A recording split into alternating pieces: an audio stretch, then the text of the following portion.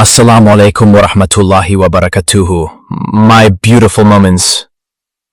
Bismillahir Rahmanir Rahim. Welcome back. This is part 2 of the hidden world of the Jinn. If you haven't seen part 1, I recommend you watch it first, because now we are going deeper. Before the creation of humans, before Adam and Eve, even before angels interacted with the universe in the way we know today, Allah had already created another intelligent race, the Jinn. Unlike humans, who were made from clay, and angels, who were made from light, the Jinn were created from a smokeless flame of fire. The Prophet Muhammad, peace be upon him, explained this in a hadith. The angels were created from light, the Jinn from a smokeless flame of fire, and Adam from clay. But this is not the fire we know on earth.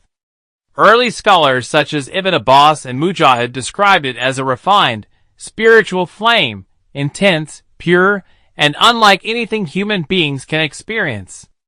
Why fire?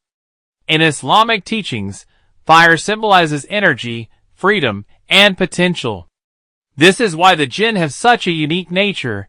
They are free-willed, intelligent, and capable of both great good and great evil. The Quran confirms that the Jinn were created long before mankind.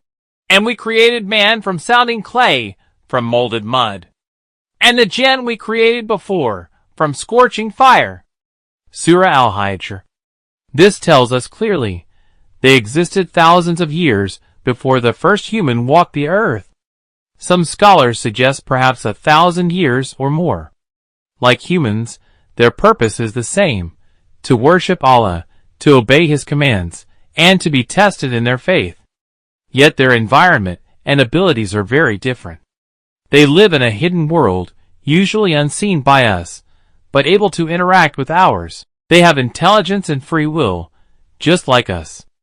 They can think, plan, build families, form societies, and even governments. Some choose to be pious and obedient to Allah, while others rebel, like Iblis, who became the cursed Satan. The Quran and Hadith make it clear, the Jinn are not superstition, nor myth, nor folklore. They are part of the unseen world, al-Ghaib, that every believer must accept. Belief in them teaches us humility. It reminds us that Allah's universe is far greater than our eyes can ever perceive. And it teaches us reliance on Allah, for only He can protect us from the unseen. And now that we understand their origin, we turn to something even more fascinating, their types, names, and abilities. Now that we know where the Jinn came from, it's time to ask, who exactly are they? How many kinds of Jinn exist? And what are their powers? And the truth is, the Jinn are not one uniform species. Just like humans, they are diverse, with different abilities, behaviors, and purposes. Names and classifications. Islamic scholars explain that the Jinn are called by different names depending on their role. 1. Jinni/Jinn, the general term for this entire creation. 2. Amar, Jinn who live among humans, often quietly, sometimes influencing the environment without direct interaction. 3. Shaytan, evil Jinn who mislead humans, cause chaos, and tempt people towards sin. 4. Ifrit/Marid, the strongest and most rebellious Jinn, capable of causing great harm if given the chance. The Prophet Muhammad, peace be upon him, described their categories. There are 3 types of Jinn, one that flies through the air, one that takes the forms of snakes and dogs, and one that stays in places and moves around.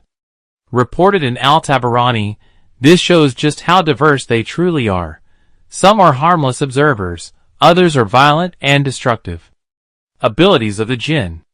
The Jinn possess extraordinary abilities due to their fiery essence. Invisibility. They can move unseen by the human eye. Shape-shifting. They can appear as animals, humans, or even shadows. Speed. They travel vast distances in the blink of an eye. Influence. They whisper thoughts and temptations into human hearts. But despite these powers, they remain weak before Allah's command. They cannot act beyond His permission, and they are still accountable on the day of judgment. Free will and accountability. Just like us, Jinn have free will. Some believe, worship, and live in obedience. Others reject the truth, rebel, and become misguiding forces. The most infamous of them all is Iblis. He once worshipped Allah but refused to bow to Adam, driven by arrogance. For this act of pride, he was cast out, but granted life until the day of judgment, so that he could mislead mankind as a test.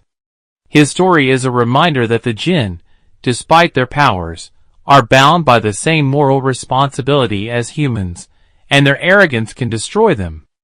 Encounters with Jinn. Throughout history, people have experienced encounters with Jinn. Some have seen them, others have only felt their presence. Scholars record stories of food being moved, voices being heard, and objects shifting without a cause.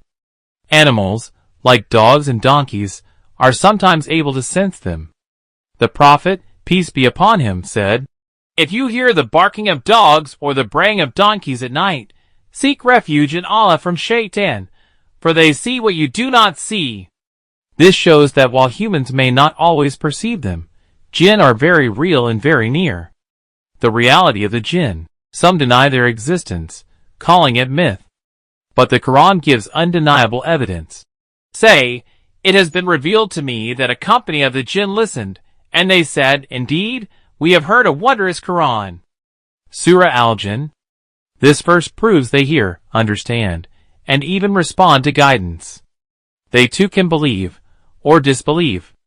Belief in the Jinn is essential to complete our understanding of the unseen world. Without this knowledge, we become spiritually vulnerable. With it, we gain awareness, protection, and a stronger connection to Allah. The Quran says, "O mankind, there has come to you advice from your Lord, and a healing for what is in the hearts." Surah Yunus. The Jinn are part of that unseen reality, and knowing about them is both a warning and a protection.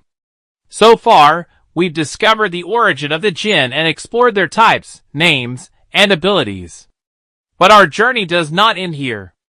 In the next part, we will uncover their interactions with humans, the dangers they pose, and the ways Allah has taught us to protect ourselves. Stay with me, because the deeper we go, the more the unseen becomes clear,